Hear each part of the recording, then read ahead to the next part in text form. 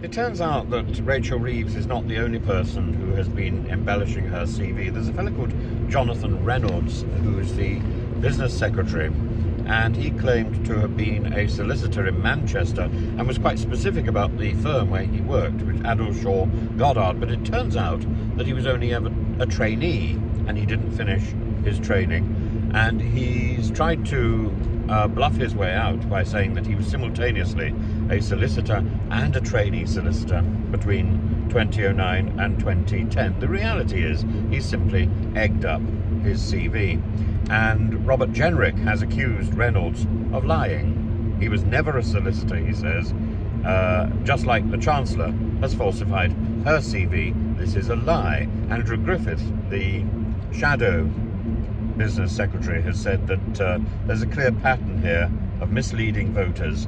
A Chancellor who lied about being an economist, and another minister who's lied about being a solicitor. But of course, the whole principle of lying is thrown in extraordinary spotlight by Donald Trump's lies and behaviour.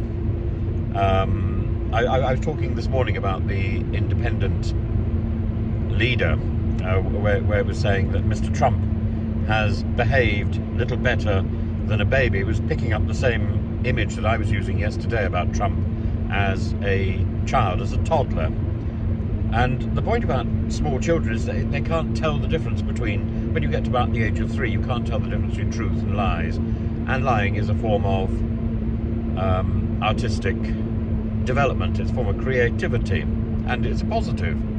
But not when it's being practiced by the President of the United States and by ministers in the British government. And the Independent points out that when Donald Trump doesn't get what he wants, he lies and he throws his toys out of the pram.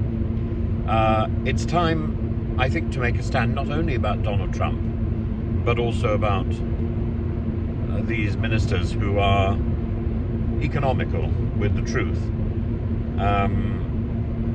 and to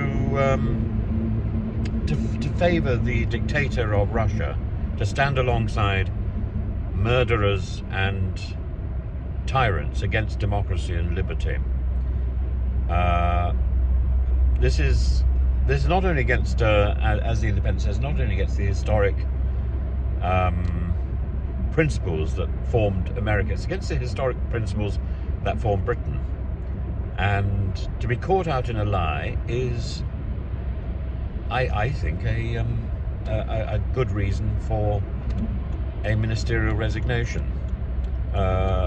David Marley is concerned with Trump's affairs, but the issue of the Daily Telegraph is today extremely concerned about this man Reynolds and Rachel Reeves' own example. That Rachel Reeves has set the standard by which the Labour Party and its ministers should be judged. If they're not lying, then probably something's wrong with them.